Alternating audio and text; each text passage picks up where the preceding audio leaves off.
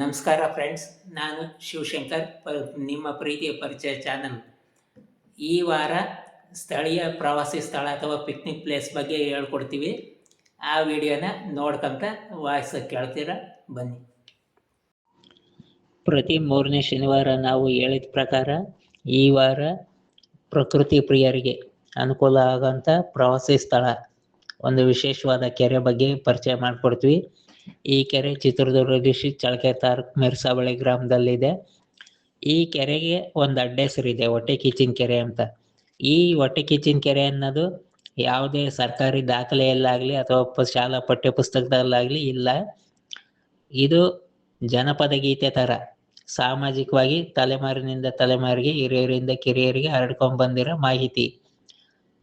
ಇದಕ್ಕೆ ವಿವರಣೆ ಏನಂದರೆ, ಆಗಿನ ಕಾಲದಾಗ ಗತ್ತು ಗೈರತ್ತು ಮೇಂಟೈನ್ ಮಾಡ್ತಿದ್ದಂಥ ಊರಿನ ಶಾನುಭೋಗರು, ಸಾಹುಕಾರರು, ಒಟ್ಟಾರೆ ಆಡಳಿತದ ಮುಖ್ಯಸ್ಥರು ಗತ್ತು ಗೈರತ್ತು ಗೊತ್ತಲ್ವ ನಿಮಗೆ. ಅದೇ ಥರ ಇಲ್ಲಿ ತೆಂಗಿನ ತೋಟ ಬೆಳೆದಂಥ ಒಬ್ಬ ರೈತ ತನ್ನ ತೆಂಗಿನ ತೋಟನ ನೋಡ್ಕೊಂತ ಕೂತಿರ್ತಾನೆ.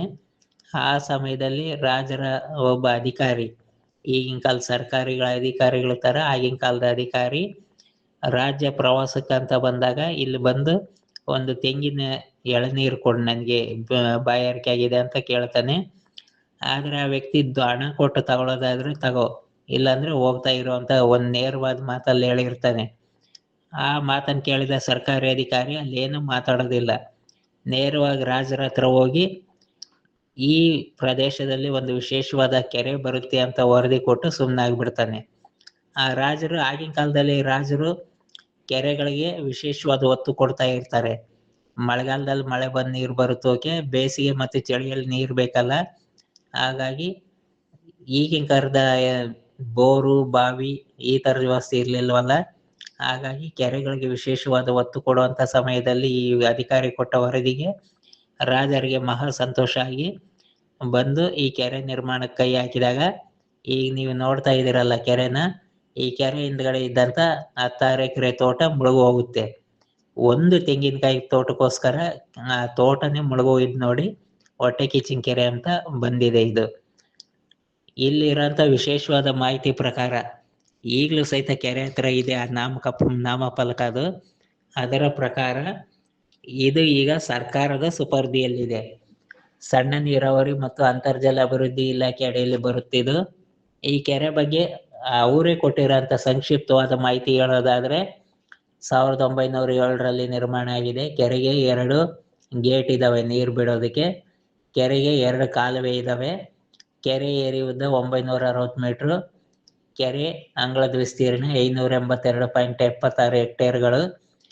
ಒಂದು ಕಾಲುವೆ 7.40 ಕಿಲೋಮೀಟರ್ ಇದೆ, ಒಂದು ಕಾಲುವೆ 8.80 ಕಿಲೋಮೀಟರ್ ಇದೆ. ಕೆರೆಯಲ್ಲಿ ನೀರು 503 MCFT ಸಾಮರ್ಥ್ಯ ಇದೆ.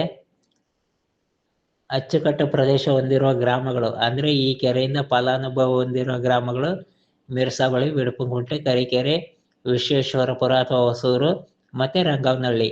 ಇಷ್ಟು ಗ್ರಾಮಕ್ಕೆ ಈ ಕೆರೆ ಅನುಕೂಲಕರವಾಗಿದೆ.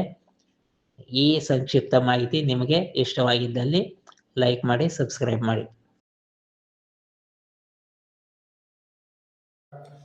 ಈ ವಿಡಿಯೋ ನಿಮಗೆ ಇಷ್ಟ ಆದಲ್ಲಿ ಲೈಕ್ ಮಾಡಿ, ಸಬ್ಸ್ಕ್ರೈಬ್ ಮಾಡಿ, ಶೇರ್ ಮಾಡಿ.